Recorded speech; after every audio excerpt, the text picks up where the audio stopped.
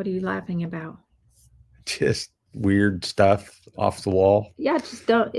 That is just dumb because I haven't had a Mr. Misty since I was a little kid, and I don't know why I want it so badly. Well, Because the only thing, that's probably why, because you had it when you were a kid, and it just brings back memories. I mean, but I think about it now, and I'm like, there's no way I'm going to put all those toxins in my body, but I still want it, but I don't know. I mean, I don't know. Well, we'll do. Oh, can you turn off the overhead light? Not that one, that one, the kitchen sink light.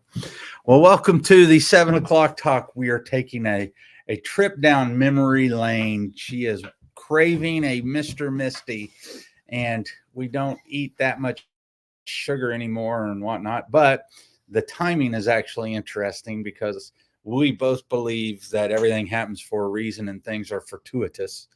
And so I was listening to Dr. Attia talk about the physique and bodybuilding and how bodybuilders get down to those insanely low numbers of body fat and how they change their physique. I mean, honestly, I would like to change my physique a little more. And I've noticed that when I go to ride my bike, that my wind isn't there. And so tonight's talk is about exercise and fitness and the differences and the similarities. But they actually talked about a thing called the Ninja Creamy. And basically, you can get good, clean protein powders. You can use a nut milk like a cashew or an almond or whatever, and you put this in there, and then you blend it with that, and then it makes actually great ice cream, supposedly. So we'll have to figure it out. But let's talk about the differences between fitness and actually being healthy, because they talked about that actually in Dr. Attia's thing. Do you have any comments on the differences between fitness and health? Fitness doesn't actually equal health. You can be skinny and fit, but not be healthy. That's very true. A lot of triathletes, which I've had a myriad of coaches through my career as a triathlete and a racer. And you can actually, what she said, hits dead on the spot. You can actually be very fit. If you're a bodybuilder, you can be very lean, but that's not necessarily healthy. So fitness is just basically how much exercise can you do.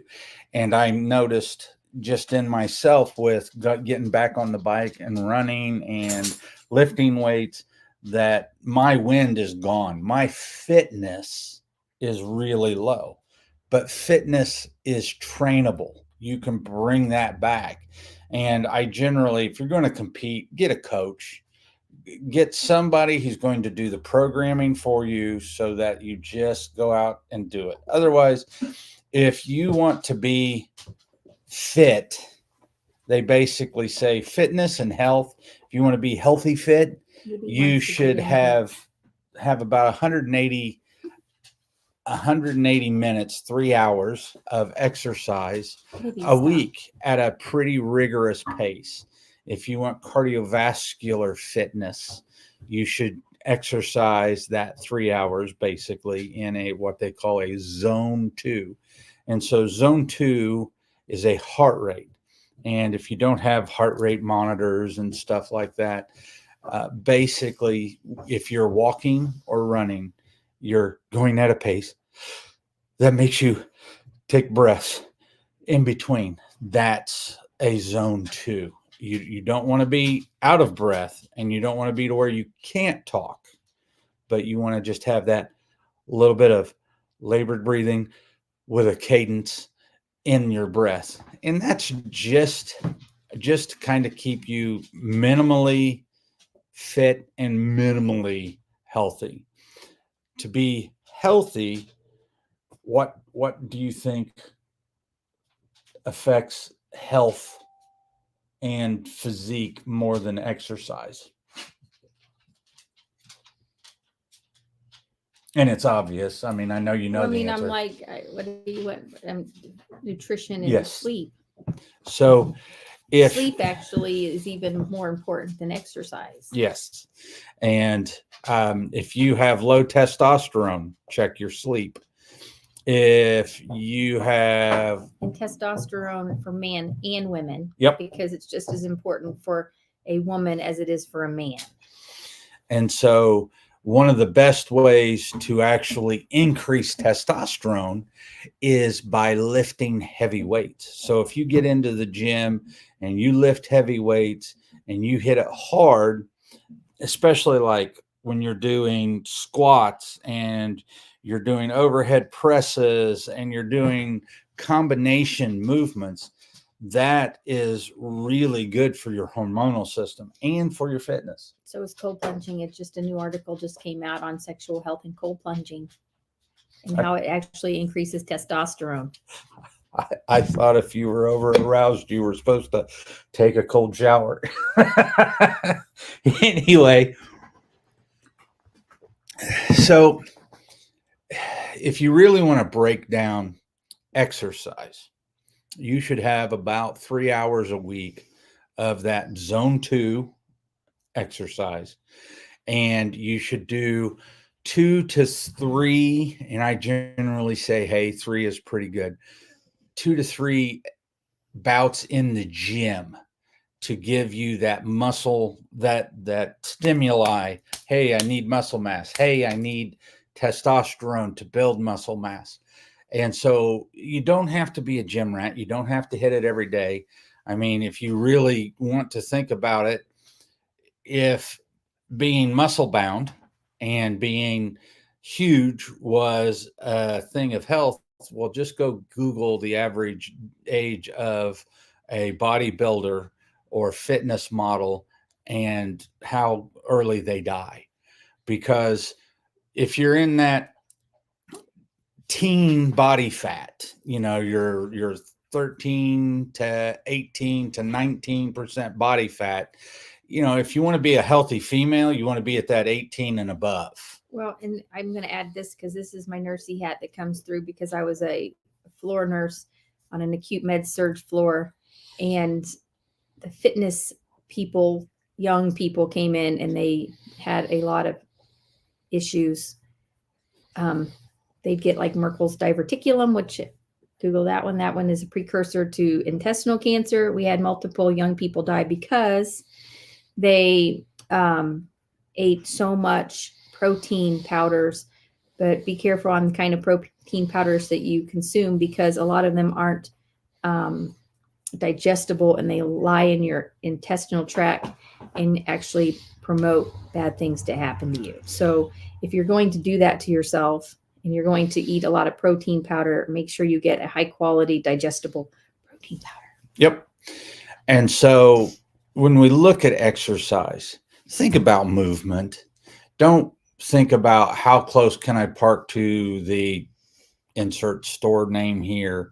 You want to get away and you want to move and you want to walk. Your lymph system, how important is movement? So how important is exercise? Well, let me tell you, if you go to the gym and then you sit all day, you're negating the going to the gym.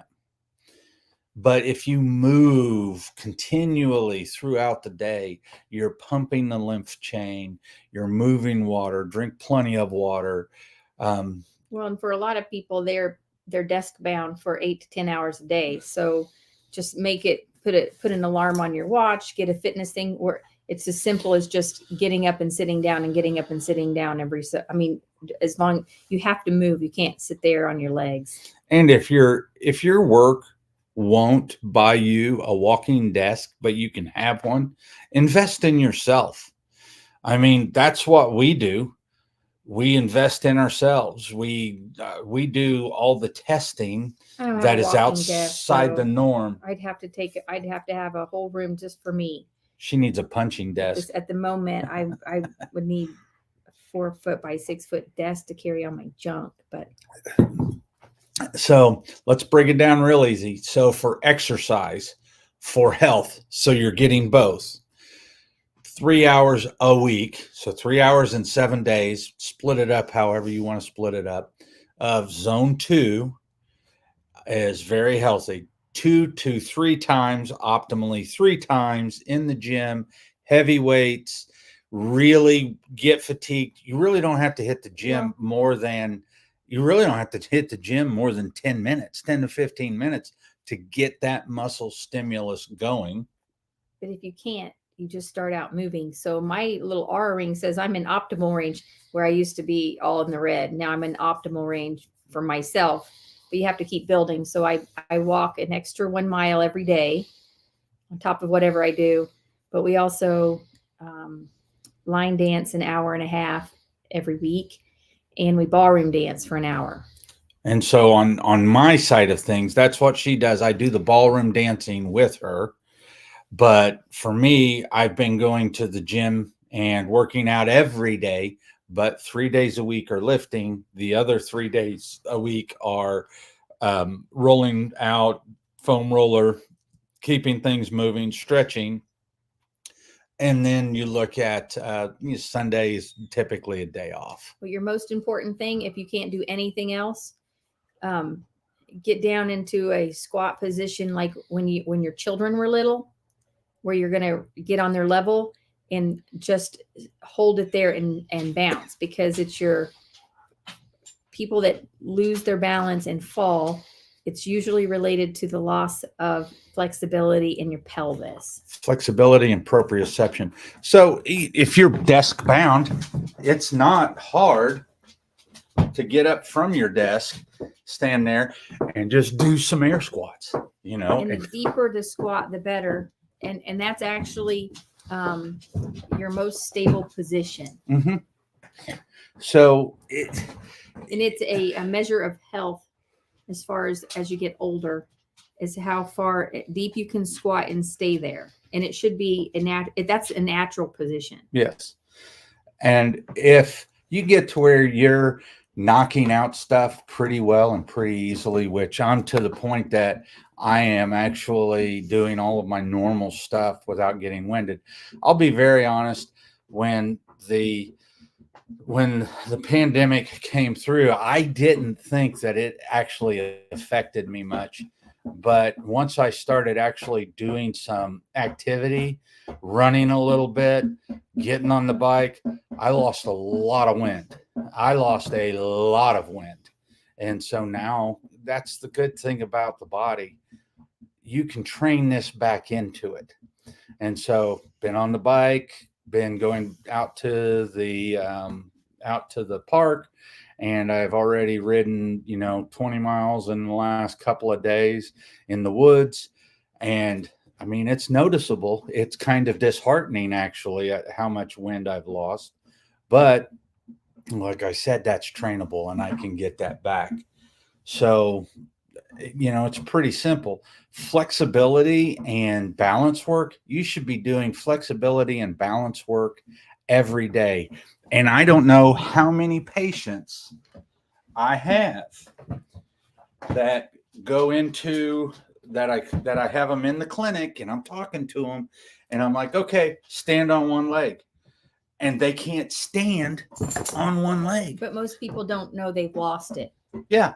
And so if you don't know you've lost it, just stand there on one leg. And if you can't stand there for 10 seconds, moving your leg around and whatnot, if you can't do that, you've lost proprioceptive sense, and you need to retrain that back in. And once you get it with your eyes open, then you need to do it with your eyes closed. So then you got to be able to stand there with your leg in the air, and you need to be able to close your eyes for 10 seconds. And you should feel that in your feet.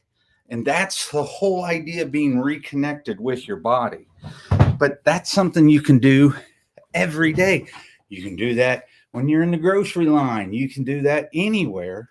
But the two strenuous activities are the 3 hours a week of zone 2 and the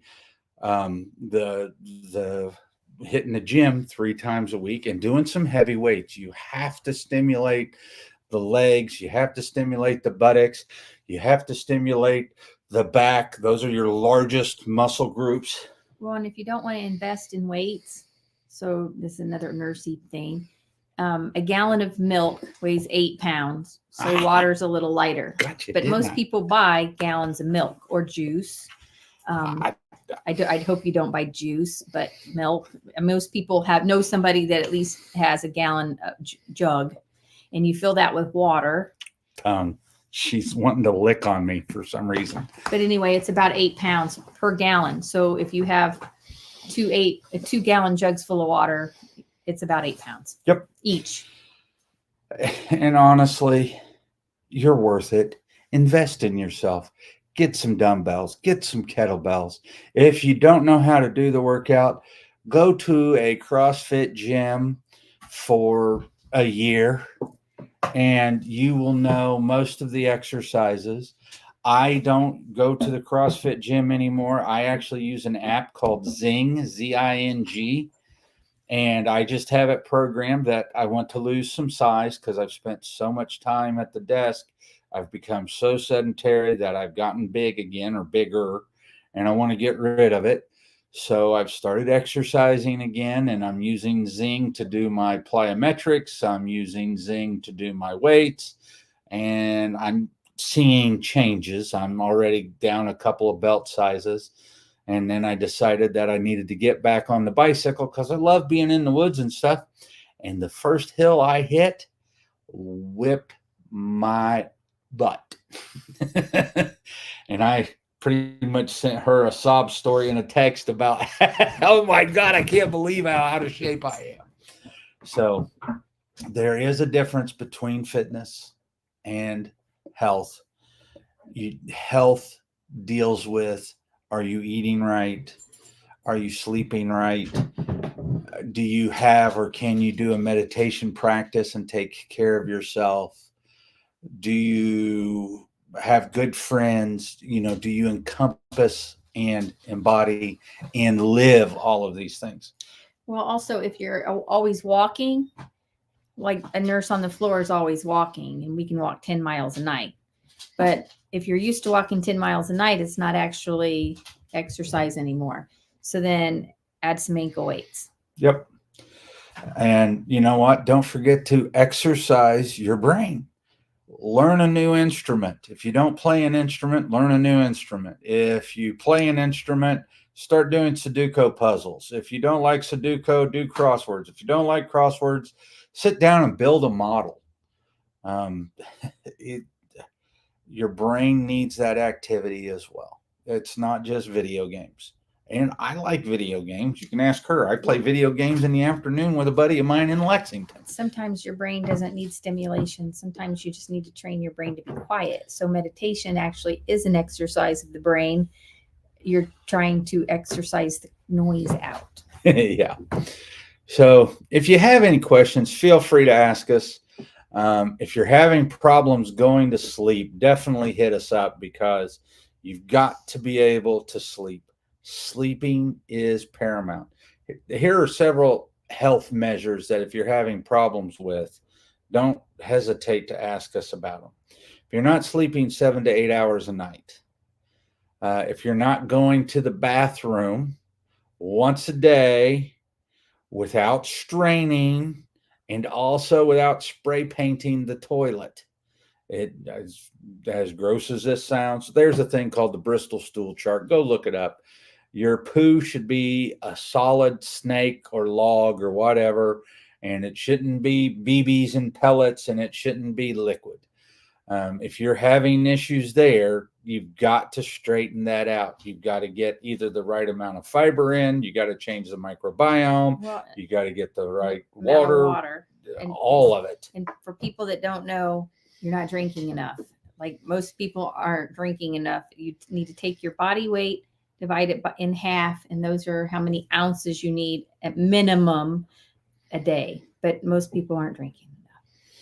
So, that kind of is a big mishmash, but you can exercise and be healthy. I mean, how many people go onto the treadmill and do the treadmill stress test and are told they are healthy, and they go out and stroke out in the parking lot? It happens quite a bit. And so that's why fitness and health are not synonymous. So you can look the epitome of the health and look like the magazine people, but that doesn't mean that you are healthy on the inside. Yep. And you can be healthy on the inside and not be fit. So there is a difference there. So I think we've probably beat that into the ground now for quite some time. Yeah. We do have a new page on the integratedhealthofIndiana.com. There is a products page if you're interested in the electrolytes that we use that don't have junk in them. I actually like them so much that, in full disclosure, we are invested in LMNT. It's on there. The glasses that we use, I'm not an investor in the glasses. Those are on there. The AquaTrue water filter system that we use is on there. So you can see the products that we actually use. And with that, hope you all have a great night. Be healthy. Get out. It's starting to be nice. And enjoy yourselves.